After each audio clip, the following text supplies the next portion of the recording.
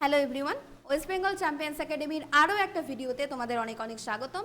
আজকের ভিডিওটা হতে চলেছে তোমাদের হাই সেকেন্ডারি থার্ড সেমিস্টারে ইতিহাসের যে তৃতীয় চ্যাপ্টারের দুটো ভিডিও কিন্তু অলরেডি আমরা কভার করেছি। অর্থাৎ ওই দুটো পার্টে তোমাদের বিজয়নগর সাম্রাজ্য এবং বাহমনি সাম্রাজ্য সম্পর্কে আমি কিন্তু টুকিটাকি ডিসকাস করে দিয়েছি এবং তার সাথে প্রচুর এমসিকিউ। তো আজকের ক্লাসে তোমাদের অবশ্যই থার্ড পার্ট এবং লাস্ট পার্ট, তৃতীয় অধ্যায়ের লাস্ট পার্ট, যেখানে আমি বাংলা সম্পর্কে তোমাদের আলোচনা করব যে বাংলায় কিভাবে আঞ্চলিক শক্তির বিকাশ হলো। তো প্রথমেই যেটা আলোচনা করব সেটা হচ্ছে ইলিয়াস শাহী বংশ। একদম সূচনায় তোমরা দেখবে তোমাদের সিলেবাসে একদম বাংলার যে ফার্স্ট যেটা যেখানে সূচনা হচ্ছে সেখানে ইলিয়াস শাহী বংশ দিয়ে কিন্তু শুরু হচ্ছে। ঠিক আছে, তো লক্ষণাবতীর শাসক আলী শাহকে হত্যা করে হাজী ইলিয়াস শামসুদ্দিন ইলিয়াস শাহ উপাধি নিয়ে সিংহাসনে বসে।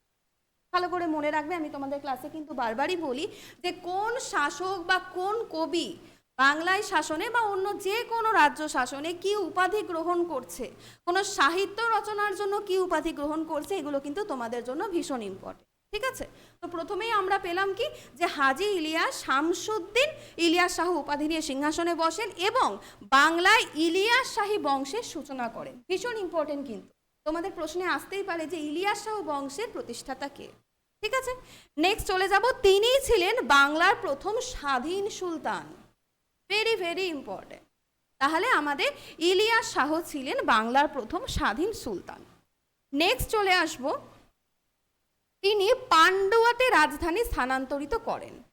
আমি চেষ্টা করি তোমাদের নোটসে যে ইম্পর্টেন্ট পয়েন্টগুলো তোমাদের এক্সাম ওরিয়েন্টেড ভীষণ প্রয়োজন, বাকি বোঝানোর অংশটা আমি তোমাদের বলে দিই। কিন্তু বিশাল আকারের একটা নোটস, যারা ইতিহাসে ভয় পাও যে ইতিহাসে প্রচুর পড়তে হয়, আমি কিন্তু সেটা তোমাদের সাথে করি না। তোমরা অনেকেই জানাও ম্যাডাম আগে ইতিহাসে ভয় লাগতো, এখন একটু সড়গড় লাগে।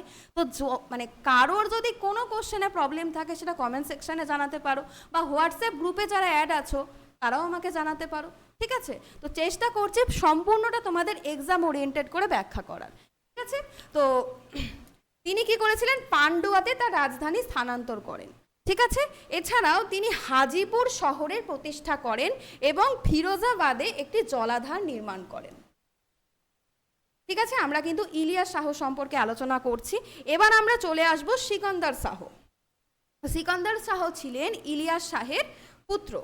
ঠিক আছে, ইলিয়াস শাহের মৃত্যুর পর তিনি বাংলা সিংহাসনে বসেন। দীর্ঘ 33 বছর তিনি রাজত্ব করেছিলেন এবং পিতার মতো সিকান্দার শাহ ছিলেন সুযোদ্ধা, বিচক্ষণ এবং সুদক্ষ একজন শাসক। সিকান্দার শাহ কি করেছিলেন, পান্ডুয়াতে বহু সুদৃশ্য মসজিদ এবং প্রাসাদ নির্মাণ করেছিলেন। পান্ডুয়ার আদিনা মসজিদ, ভেরি ভেরি ইম্পর্টেন্ট, পান্ডুয়ার যে আদিনা মসজিদ সেইটা ছিল তার তৈরি করা বা তার আমলে নির্মিত হওয়া একটা খুব নামকরা স্থাপত্য। ঠিক আছে, এছাড়া গৌড়ের কোতোয়ালি দরওয়াজা, হুগলির মোল্লা সিমলা, ওখি সিরাজ উদ্দিন প্রভৃতি মসজিদ সিকন্দরের শিল্পপ্রীতির পরিচয় বহন করে। এটা কিন্তু আগের ক্লাসগুলোতেও আমরা দেখেছি যে বাহমনি সাম্রাজ্য বিজয়নগরে প্রচুর এমন রাজবংশ এবং রাজার নাম আমরা পেয়েছি যারা তাদের শাসনকালে বহু স্থাপত্য কীর্তি নির্মাণ করেছিলেন। এগুলো কিন্তু তোমাদের মনে রাখাটা ভীষণ প্রয়োজন। তোমরা চাইলে তোমাদের নোটবুকে সুন্দর করে দুটো সারি করে একদিকে কোন রাজা এবং একদিকে তার যে স্থাপত্য কীর্তি বা তার সাহিত্য কীর্তির নাম কিন্তু লিখতে পারো। আমি তোমাদের নোটস প্রোভাইড করে দিই, কিন্তু সেই নোটসগুলো কিন্তু তোমাদের মতো করে তোমরা চেষ্টা করবে লিখে নেওয়ার। ঠিক আছে, নেক্সট চলো। নেক্সট আমরা পাচ্ছি গিয়াসউদ্দিন আজম শাহ। তো সিকন্দরের পর সিংহাসন আরোহণ করেন তার পুত্র গিয়াসউদ্দিন আজম শাহ। ঠিক আছে, জৌনপুরের সুলতান মালিক সরোয়ারের কাছে গিয়াসউদ্দিন আজম শাহ দুধ প্রেরণ করেন বলে জানা গেছে। চীন দেশের সঙ্গেও তার দুধ বিনিময় হয়েছিল। এটাও কিন্তু খুব ইম্পর্টেন্ট যে গিয়াসউদ্দিন আজম শাহর আমলে কিন্তু চীন দেশ থেকেও কিন্তু এই দেশে দুধ এসেছিলেন। ঠিক আছে, চলো নেক্সট।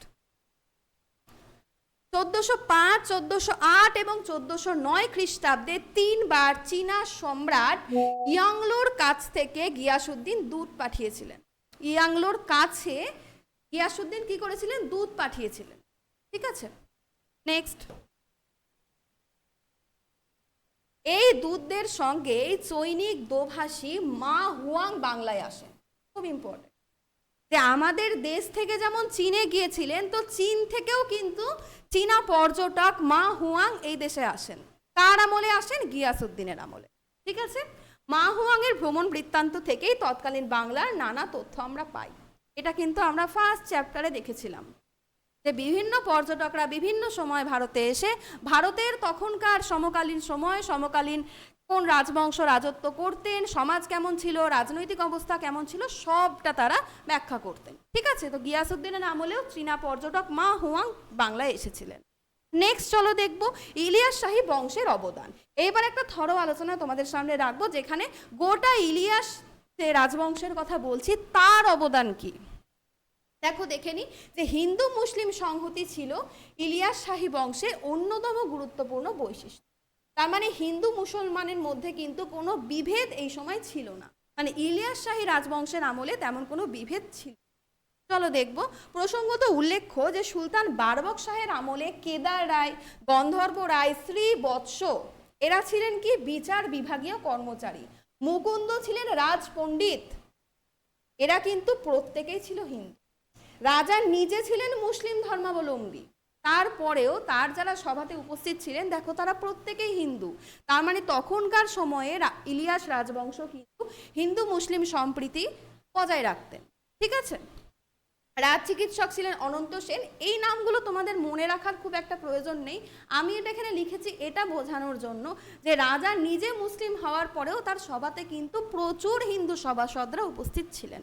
ঠিক আছে, কুলধর নামে এক উচ্চপদস্থ রাজকর্মচারীকে বারবক শাহ সত্য খাঁ এবং শুভরজ খাঁ উপাধি দান করে। খুব ইম্পর্টেন্ট। শিক্ষা এবং সাহিত্যের পৃষ্ঠপোষক হিসেবে বারবক শাহ খ্যাত ছিলেন। পাণ্ডিত্যের জন্য তিনি অল ফাজিল এবং অল কামিল উপাধিতে ভূষিত হন। এগুলো প্লিজ একটু মনে রেখো প্রত্যেকে। এছাড়াও হিন্দু মুসলমান সম্প্রীতির কথা তো তোমাদের বললাম, তো এই সময়ের একজন প্রখ্যাত টিকাকার ছিলেন বৃহস্পতি মিশ্র। তার প্রখ্যাত গ্রন্থ অমর কোষের টিকা, পদ চন্দ্রিকা। অমর কোষের টিকার নাম হচ্ছে পদ চন্দ্রিকা। ঠিক আছে, আচ্ছা অমর কোষ কার লেখা তোমরা কিন্তু কমেন্ট সেকশনে জানাবে। আমার তরফ থেকে তোমাদের জন্য একটা হোমওয়ার্ক বলতে পারো যে ম্যাম অমর কোষের রচয়িতাকে, অমর কোষের পাদটিকা তো রচনা করছেন বৃহস্পতি মিশ্র, কিন্তু অমর কোষ কার লেখা যদি কারোর জানা থাকে সে কিন্তু কমেন্ট সেকশনে অবশ্যই জানাবে। ঠিক আছে, এছাড়াও আমরা পাচ্ছি গীত গোবিন্দ, গীত গোবিন্দ, কুমার সম্ভব, শিশুপাল বধ প্রভৃতি বহু গ্রন্থের টিকাকার হিসেবে তিনি খ্যাতি লাভ করেন। একটা কথা তোমাদের সাথে ক্লিয়ার করি, যেহেতু তোমরা এখন অনেকটাই ছোট, মানে হায়ার স্টাডির থেকে তোমরা অনেকটা ছোট, তাই গ্রন্থ এবং টিকা দুটোর মধ্যে পার্থক্য হয়তো অনেকেই জানো না, না জানাটাই খুব স্বাভাবিক। তো গ্রন্থ মানে হচ্ছে যে মূল যে বইটি সেটা হচ্ছে গ্রন্থ, আর সেই বইয়ের সহায়িকা হিসেবে যেটা লেখা হয় সেইটা হচ্ছে টিকা। ঠিক আছে, বোঝাতে পারলাম? এই যে তোমাদের টেক্সট বই, টেক্সট বইয়ের ওপর থেকে যে সহায়িকাটা তোমরা ইউজ করছো, যেটাকে আমরা রেফারেন্স বই বলি, তাই না, বিভিন্ন প্রকাশনী থেকে বের হয়, সেগুলো আমরা ইউজ করি প্রশ্ন উত্তরের জন্য। তো অনেকটা এই রকম বলতে পারো, কিন্তু অ্যাকচুয়ালি টিকা মানে কি বলো তো, মূল যে গ্রন্থ। ধরো যেমন আমাদের ধরো মূল গ্রন্থ যারা মুসলিম তাদের জন্য কোরআন, যারা খ্রিস্টান তাদের জন্য বাইবেল, যারা হিন্দু তাদের জন্য শ্রীমদ্ ভগবদ গীতা। তো এই যে মূল গ্রন্থ অনেকেই অনেক ভাষা বুঝতে পারে না, তো যারা টিকাকার হতেন তারা কি করতেন, মূল গ্রন্থ থেকে কিছুটা লাইন কপি করে করে সহজ ভাষায় সেটাকে ব্যাখ্যা করতেন। তো এইটাকে বলা হয় টিকা। তো এই যে নামগুলো তোমরা পাচ্ছ না, এই যে তোমাদের অমর কোষ বলো বা গীত গোবিন্দ বলো, গীত গোবিন্দ যেমন বইটাকে লিখেছে ম্যাম, গীত গোবিন্দ বইটা লিখেছেন জয়দেব, কিন্তু এই যে গীত গোবিন্দ বইটার উপরে টিকা লিখেছেন আমাদের, এই যে নামটা পেলাম কোথায় গেল, হ্যাঁ এই যে বৃহস্পতি মিশ্র। তো এইখানে কনফিউশনটা একটু দূর করবে যে অ্যাকচুয়ালি এই গ্রন্থগুলো কিন্তু বৃহস্পতি মিশ্র লেখেননি, এই গ্রন্থগুলোকে সহজভাবে টিকা হিসেবে লিখেছিলেন বৃহস্পতি মিশ্র। ঠিক আছে, ঠিক এই কারণে আমি তোমাদের জিজ্ঞেস করলাম যে অমর কোষের গ্রন্থাকার কে। ওকে, চলো। বারবক তাকে পণ্ডিত সার্বভৌম উপাধিতে সম্মানিত করেন, কাকে, বৃহস্পতি মিশ্রকে। বিখ্যাত বাংলা কাব্য শ্রীকৃষ্ণ বিজয়, এটা শ্রীকৃষ্ণ হবে, হ্যাঁ তোমাদের স্পেলিংটা একটু মিস্টেক হয়েছে। শ্রীকৃষ্ণ বিজয়ের রচয়িতা মালাধর বসু, এটা অনেকেই জানবে। মালাধর বসু হচ্ছেন শ্রীকৃষ্ণ বিজয় কাব্যের রচয়িতা। তাকে বারবক শাহ গুণরাজ খাঁ উপাধি দান করেছে। Very very important. এটা কিন্তু কোনো টিকা না, এটা বই। নেক্সট, বাংলা ভাষায় রামায়ণের রচয়িতা কবি কৃত্তিবাস। এটাও কিন্তু সকলে জানো যে কৃত্তিবাস হচ্ছেন মহাভারতের রচয়িতা। তো কৃত্তিবাস নিজেই স্বীকার করেছেন যে তিনি গৌড়েশ্বরের সভায় গিয়েছেন এবং সুলতানের পৃষ্ঠপোষকতা লাভ করেছেন। তো বহু ইতিহাসবিদ মনে করেন যে গৌড়েশ্বর মানে এখানে তিনি বারবক শাহকেই বুঝিয়ে। ঠিক আছে, চলো নেক্সট চলে আসবো আমরা স্থাপত্যের দিকে। তো ইলিয়াস শাহী বংশে সিকান্দার শাহের আমলে নির্মিত হয় পান্ডুয়ার বিখ্যাত আদিনা মসজিদ। এটা তো আমরা ক্লাসের প্রথমেও পেলাম। সিরিয়ার রাজধানী দামাস্কাসের উমাইয়া মসজিদের অনুকরণে এটি নির্মিত হয়েছিল। এটাও কিন্তু খুব ইম্পর্টেন্ট যে এই যে আদিনা মসজিদ সেটা কার অনুকরণে নির্মিত হয়েছিল, মানে কার মতো হয়েছিল। ঠিক আছে, নেক্সট আমরা পাচ্ছি যে বারবক শাহের আমলে তারাসবাড়ি মসজিদ, এটাকে আমরা জামি মসজিদ বলেও জানি, গৌড়ের বিখ্যাত লোটন মসজিদ, টামকাটি মসজিদ, তাঁতিপাড়া মসজিদ, হুগলির 22 দরওয়াজা তার শিল্প চেতনার ভালো একটা সাক্ষ্য বহন করে। ঠিক আছে, বারবক শাহের। নেক্সট, আচ্ছা এই হয়ে গেল আমাদের ইলিয়াস বংশ। ঠিক আছে, বাংলায় দুটো বংশ তোমাদের সিলেবাসে রয়েছে। নেক্সট আমরা চলে যাব হোসেন শাহী বংশ। ঠিক আছে, হোসেন শাহী বংশ কে সূচনা? আলাউদ্দিন হোসেন শাহর শাসনকাল বাংলার ইতিহাসে এক গৌরবময় অধ্যায়। ঠিক আছে, তোমাদের সিলেবাসে কিন্তু আলাউদ্দিন হোসেন শাহ থেকেই আমরা নামটা পাই। হোসেন শাহী বংশ যদি আমরা আলোচনা করতে যাই তো সবার প্রথমে যে নামটা আমরা পাই তিনি হলেন আলাউদ্দিন হোসেন শাহ। তার শাসনকালে একেবারে গোড়ার দিকে মুদ্রায় নিজেকে কামরূপ কামতা জাজনগর ওড়িশা বিজয়ী বলে তিনি নিজেকে উল্লেখ করেন। মানে এই রাজ্যগুলো তিনি জয় করেছিলেন। তিনি এই সমস্ত রাজ্য জয়ের উদ্যোগ গ্রহণ করেন। আলাউদ্দিন হোসেন শাহকে অনেকেই বাংলার আকবর অভিধা দান করেন। এই কোশ্চেনটা আমি তোমাদের অনেক মাল্টিপল জায়গায় দেখেছি যে কাকে, বাংলার কোন শাসককে কিন্তু আকবর উপাধিতে ভূষিত করা হয়। ঠিক আছে, আলাউদ্দিন হোসেন শাহকে ভালো করে মনে রেখো। সমসাময়িক লেখকরা তাকে কৃষ্ণের অবতার বলে অভিহিত করে। গেল, নেক্সট আমরা পাচ্ছি নসরত শাহ। বলছেন হোসেন শাহের মৃত্যুর পর বাংলার সিংহাসনে বসেন তার পুত্র নাসির উদ্দিন নসরত শাহ। নসরত শাহের মৃত্যুর পর পরবর্তী শাসক হন তার পুত্র আলাউদ্দিন ফিরোজ শাহ। তিনি মাত্র 1 বছর রাজত্ব। হোসেন শাহী বংশের শেষ সুলতান ছিলেন গিয়াসউদ্দিন মাহমুদ শাহ। খুব ইম্পর্টেন্ট যে হোসেন শাহী বংশের শেষ সম্রাট কে ছিলেন? গিয়াসউদ্দিন মাহমুদ শাহ। মাহমুদ শাহের রাজত্বকালে 1538 খ্রিস্টাব্দে আফগান বীর শের খাঁ বাংলা দখল করে দিল্লির অন্তর্ভুক্ত করেন। মাহমুদ শাহ আফগানদের সঙ্গে ধরো যুদ্ধে নিহত হন এবং এই সময় থেকেই কি হয়, বাংলায় হোসেন শাহী বংশের অবসান। তাহলে হোসেন শাহী বংশ শুরু হলো, বেশ কয়েকটা রাজার নাম আমরা পেলাম এবং শেষে কি হলো, মাহমুদ শাহ আফগানদের হাতে নিহত হন এবং বাংলায় হোসেন শাহী রাজবংশের সমাপ্তি হয়।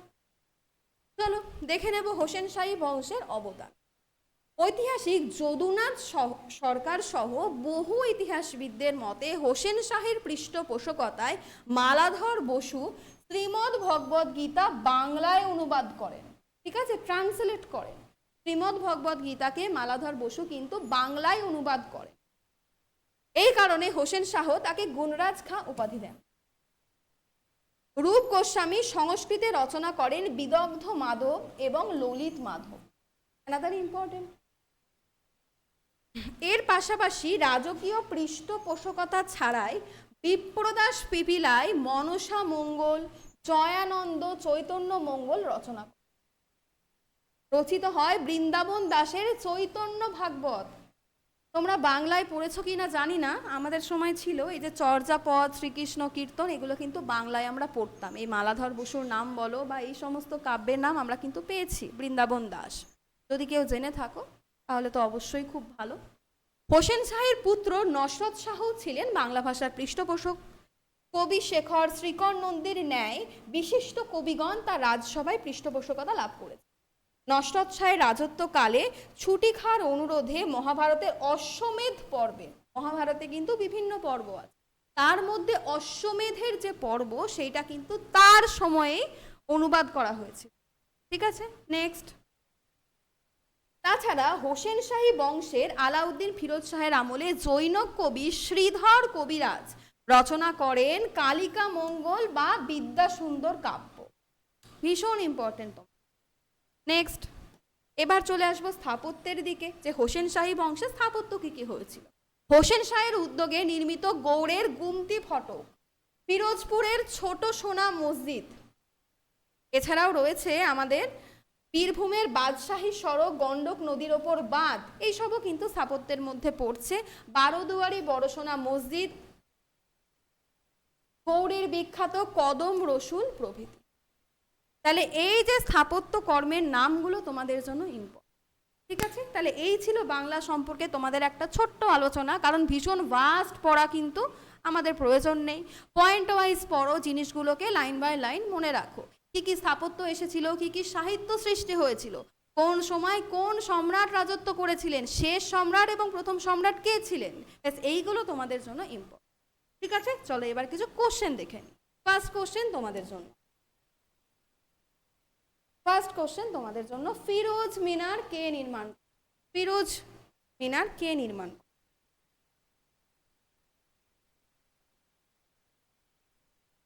তোমরা কিন্তু কোশ্চেনগুলো পজ করে দেখে নিতে। তো ফিরোজ মিনার নির্মাণ করেন Saifuddin Firoz Shah. Option B is the correct answer. Option B is the correct answer. Next question, Mahmud শাহের পর কে সিংহাসনে বসেন? খুব ইম্পর্টেন্ট। মাহমুদ শাহের পর কে সিংহাসনে বসেন? একদম option A is the correct answer, Sidi Badr. Sidi Badr. ঠিক আছে, নেক্সট, শামসুদ্দিন মুজাফফর মানে মুজাফফর শাহ কি নামে পরিচিত? শামসুদ্দিন মুজাফফর শাহ কি নামে পরিচিত?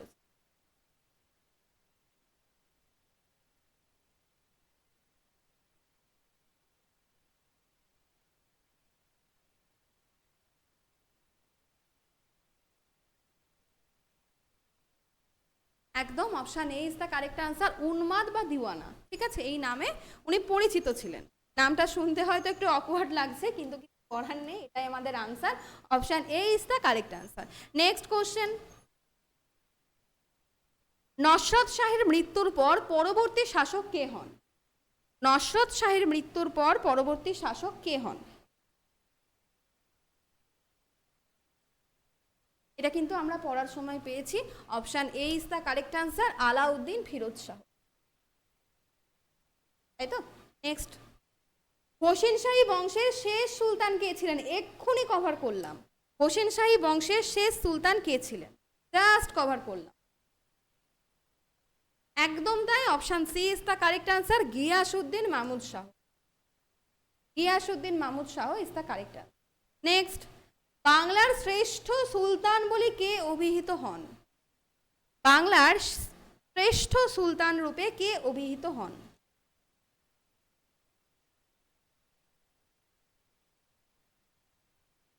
একদম option A is the correct answer, Hossain Shah. Next, কাকে বাংলার আকবর অভিধায় ভূষিত করা হয়? এটা কিন্তু ভীষণ ইম্পর্টেন্ট, আমি তোমাদের পড়ানোর সময় বলেছি।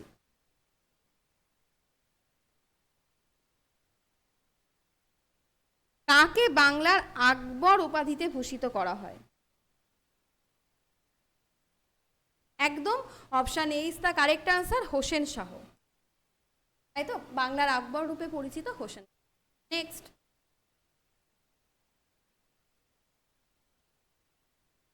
বিদগ্ধ মাধব এবং ললিত মাধব কে রচনা করে? জাস্ট আমরা পড়ে আসলাম।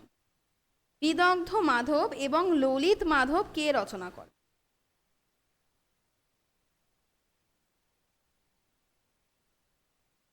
একদম option B is the correct answer, ma'am Rup Goswami. Just তো পেলাম আমরা, তাই না, রূপ গোস্বামী। আচ্ছা, তাহলে মালাধর বসু কি রচনা করেন, মানে কি অনুবাদ করেন, মনে পড়ছে? শ্রীমদ্ ভগবদ গীতা, তাই তো? নেক্সট, কালিকা মঙ্গল বা বিদ্যাসুন্দর কাব্য কে রচনা করেন? কালিকা মঙ্গল বা বিদ্যাসুন্দর কাব্য কে রচনা করেন? একদম option D is the correct answer, Sridhar Kabiraj. Sridhar Kabiraj, তাই তো? Next, next and last question, স্থাপত্য থেকে ছোট সোনা মসজিদ কে নির্মাণ করে? ছোট সোনা মসজিদ কে নির্মাণ করে? আচ্ছা, এর সাথে আরো একটা কোশ্চেন তোমাদের জন্য, ছোট সোনা মসজিদ তো ঠিক আছে, বড় সোনা মসজিদ কে নির্মাণ করেন?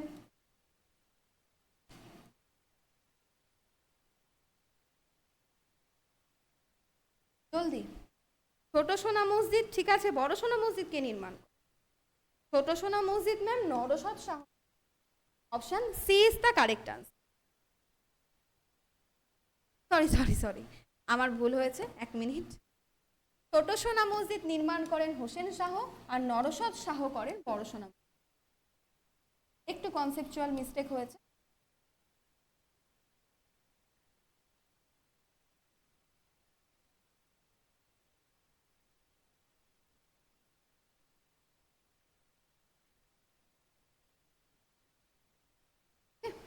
তাহলে আমাদের যে ছোট সোনা মসজিদ সেটা হচ্ছে আমাদের হোসেন শাহ, এবং বড় সোনা মসজিদ হচ্ছেন আমাদের নসরত শাহ। দুটো কিন্তু সেম না, অনেকে ভাবে না ছোট সোনা বড় সোনা প্রায় তো একই নাম, তাহলে বোধহয় একজনই প্রতিষ্ঠা করেছেন, এমনটা না, দুটোর প্রতিষ্ঠা কিন্তু দুজন। আশা করছি তোমাদের থার্ড চ্যাপ্টার ক্লিয়ার হয়েছে। বিজয়নগর সাম্রাজ্য, তারপর পেয়েছি বাহমনি সাম্রাজ্য, নেক্সট পেলাম বাংলা। যারা আজকের এই ক্লাসটা ফার্স্ট দেখছো তারা কিন্তু আগের দুটো পার্ট অবশ্যই দেখে নিও, বন্ধুদের সাথে শেয়ার করো। কারোর কোনো পোর্শনে যদি সমস্যা থাকে সেটা কিন্তু কমেন্ট সেকশনে জানিও। আর একটা কথা, তোমরা ক্লাসগুলো কেমন লাগছে তোমাদের, ঠিক আছে, ক্লাসগুলো থেকে কিছু কি শিখতে পারছো সেটা কিন্তু অবশ্যই কমেন্ট সেকশনে জানাবে। তোমাদের কমেন্টের অপেক্ষায় রইলাম। চলো আজকের মতো এই পর্যন্ত, দেখা হবে নেক্সট কোনো ক্লাসে। Thank you.